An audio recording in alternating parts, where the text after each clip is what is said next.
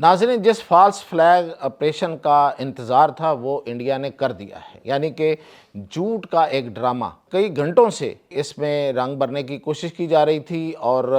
صبح سے Indian media جو ہے وہ عجیب و غریب خبریں دے رہا تھا، جیسے کہ اس میں پچھلے 24 گھنٹوں میں انہوں نے 29 کلو بارودی مواد برآمد کرنے کا دعویٰ کیا، اور پھر 2 کشمیری ڈاکٹروں کو گرفتار کیا اور ان پہ کوئی زہر بنانے کا انہوں نے ایک الزام لگایا۔ اس کے بعد شام میں پھر اس ڈرامے کو انہوں نے، اس کا کلائمیکس آتا ہے اور وہاں پہ ایک دھماکہ ہوتا ہے ایک گاڑی میں، اور اس کو پھر پاکستان کی طرف اب اچھالا جا رہا ہے۔ اس ڈرامے کو پاکستان کی طرف سرکاری طور پہ کیوں نہیں لایا گیا، اور پھر یہ کہ یہ ڈرامہ رچانے کی ضرورت کیا پیش آ رہی ہے ان کو، اور اس کا آگے جا کے ممکنہ طور پہ وہ کس طریقے سے استعمال کرنا چاہے گا، ان سب تفصیلات کے ساتھ میاں طاہر۔ تو سب سے پہلے تو میں آپ کو بتاؤں کہ جو پہلگام ہوا تھا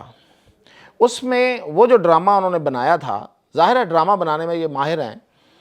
تو اس میں ان سے کچھ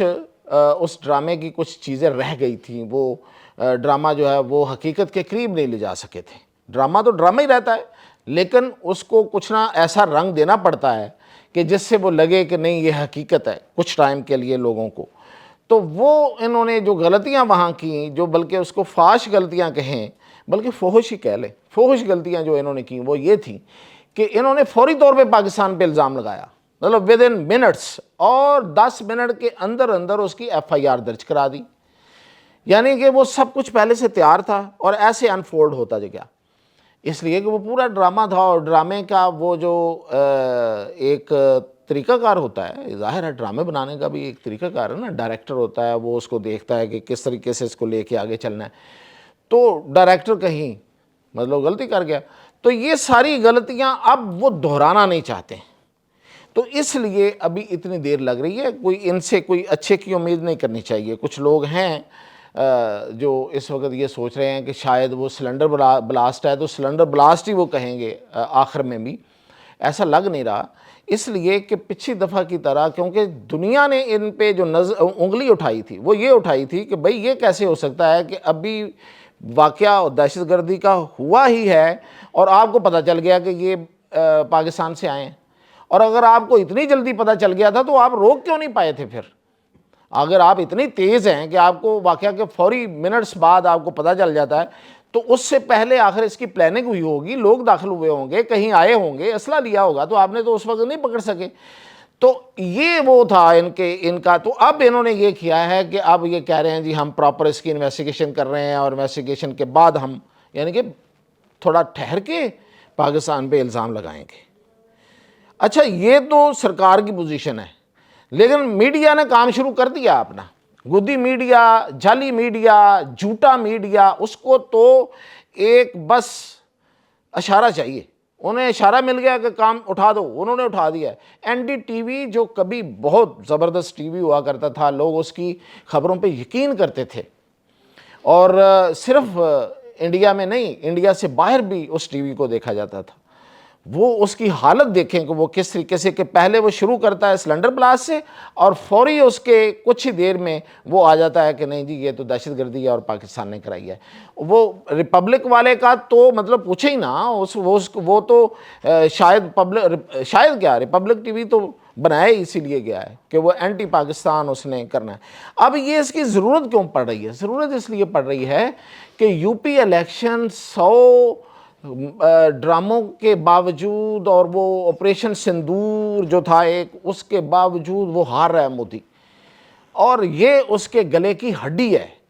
یہ الیکشن، بلکہ اس کے گلے میں پڑا ہوا پھندا ہے۔ یہ میں بتا رہا ہوں آپ کو، یہ بہار کا الیکشن دیکھیں، اس ڈرامے سے تو بالکل پتہ چل گیا ہے، لوگوں کو اندازہ نہیں ہو رہا تھا، ہمیں اندازہ ہو رہا تھا اس کے پہلے فیز سے کہ مودی وہاں پہ شکست کھا رہا ہے، لیکن ظاہر ہے کہ بغیر کسی ثبوت کے، میں نے بھی نہیں آپ سے بات کی، اور لوگ بھی جو ان کو نہیں پتہ چل رہا تھا کہ کیا الیکشن آ رہا ہے، تو آج کے اس ڈرامے سے تو ہمیں یقین ہو گیا ہے کہ مودی وہاں الیکشن ہار رہا ہے، یعنی کہ فیز 1 ہار گیا ہے، فیز 2 چونکہ کل شروع ہو رہا ہے، یعنی کہ آج آپ لگا لینا، آج شروع ہو رہا ہے، تو اس سے پہلے انہوں نے یہ ایک ہائپ کریٹ کی ہے، اور یہ دیکھیں یہ ہائپ کریٹ کر کے یہ وہ آرام سے نہیں بیٹھے، اس بلاس کا انہوں نے باقاعدہ بہار والوں کو پیغام دیا ہے۔ یہ جو اتر پردیش کا سی ایم ہے یوگی آدتیہ ناتھ، آپ کو پتہ نا کتنا بڑا یہ انتہا پسند خیالات کا مالک یہ سیاستدان ہے بی جے پی کا، اس نے بڑے سیدھے لفظوں میں، بڑے ہی سیدھے لفظوں میں اس نے اس بلاس کے بعد کہا ہے کہ اگر یہ دلی میں ہوا ہے اور 8 لوگ یہاں مر سکتے ہیں تو یہ بہار میں بھی ہو سکتا ہے۔ تو ایسے لوگوں کو مخاطب کر کے کہا، اے لوگوں جنہوں نے ہمیں ووٹ نہیں دیا، جنہوں نے ہمیں دھوکہ دیا ہے، یعنی کہ پچھلے جو فیز ہے اس میں لوگوں نے اس کو ووٹ نہیں دیا، تو اس کو وہ کہہ رہا ہے کہ جنہوں نے ہمیں دھوکہ دیا ہے وہ سوچ لیں، وہ سمجھ لیں کہ یہ کام آپ کے ہاں بھی ہو سکتا ہے۔ لو جی، سیدھی سیدھی دھمکی ہے کہ اگر آپ ووٹ نہیں دیں گے تو ہم اس طرح کے بم بلاسٹ کریں گے۔ تو الزام تو پاکستان پہ لگائیں گے، ظاہر ہے اپنے پہ تو نہیں لیں گے، لیکن انہوں نے کہا کہ یہ بلاسٹ ہو سکتے ہیں۔ اور پھر اس نے اس کو پھر پاکستان کے ساتھ اور اگلی جو ان کے ناپاک ارادے ہیں جنگ کے اس کے ساتھ بھی جوڑا ہے۔ تو اب وہ تیاری کر رہا ہے، اور جو میری اطلاعات ہیں وہ یہ ہیں کہ 2 سے 3 سے 4 روز کے اندر کیونکہ اس نے ہائپ پہلے سے بنائی ہوئی ہے اپنی، وہ جو اس نے مشقیں کر رہا ہے، وہ ڈرلز کر رہا ہے، وہ وہاں پہ نوٹم دے کے وہ علاقے بند کیے ہوئے ہیں، وہاں پہ اس نے بلیک آؤٹ کیا ہوا ہے، ایئر فورس لے کے آ گیا ہے، پتہ نہیں کیا کیا کر رہا ہے وہ۔ تو یہ ساری کی ساری جو ہے یہ ہائپ ایک کئی دن سے کئی ہفتوں سے یہ جاری تھی، اور آپریشن سندور جاری ہے اور آپریشن سندور 2 یہ تو باتیں وہ کر ہی رہے تھے، اور ان کا ہر کوئی کر رہا تھا، یعنی کہ بی جے پی اور انتہا پسندی صرف، ویسے سارے پورا ہندوستان نہیں میں کہہ رہا، انتہا پسند سارا ایلیمنٹ کر رہا تھا۔ اس میں ان کے فوج کے کچھ سربراہان بھی ہیں جو بی جے پی جن کے اندر حلول کر گئی ہے، اب بی جے پی کا جن جو ہے وہ ان کے اندر داخل ہو گیا، تو وہ ان کی زبان بول رہے ہیں۔ تو وہ اب یہ 4-5 روز میں یہ کوئی مس ایڈوینچر پاکستان کے خلاف جو ہے وہ کرنے جا رہے ہیں، اور آنے والے دنوں میں یہ صورتحال جو ہے وہ ہمیں شدت کی طرف جاتی ہوئی نظر آ رہی ہے۔ لیکن میں آپ کو حقیقت مبنی انفارمیشن دے رہا ہوں کہ پاکستان پوری طرح سے الرٹ ہے، اور پاکستان نے اس کے جواب میں اگر انہوں نے کوئی مس ایڈوینچر کیا تو کیا کرنا ہے، وہ پہلے سے سب کچھ لاک ہے۔ اس وقت تو یہ ہوا تھا نا کہ رافیل آئے تھے تو ان کو لاک کیا تھا، اس بار سب پہلے سے لاک ہے، اور کسی ایک حرکت کا جواب اتنا بھاری ان کو دینا پڑے گا کہ شاید اب ان کو امریکہ سے رابطہ کرنے کا موقع بھی نہ ملے، اور اگر وہ امریکہ سے کریں گے بھی یا سعودی عرب سے بات کریں گے بھی تو اب نہ تو کوئی آئے گا پہلے نمبر پہ، اور اگر کوئی آیا تو یہ طے کر لیا گیا ہے کہ اس وقت تک کسی کی بات سنی نہیں جائے گی، ماننی تو دور کی بات ہے،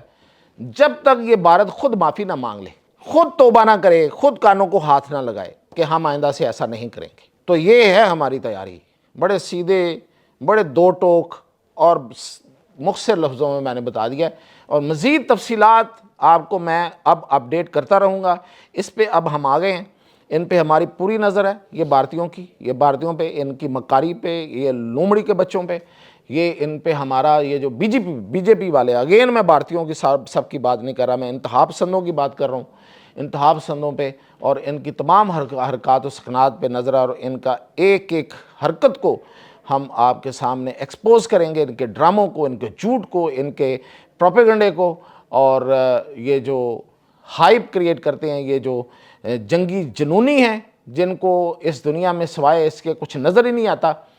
تو ان کو ایکسپوز اب تیزی کے ساتھ روزانہ کی بنا پہ، بلکہ روزانہ کے ساتھ ساتھ روزانہ 1-2 پروگرام آپ کی خدمت میں کر کے آپ کو میں بتاتا رہوں گا۔ اجازت دیجیے۔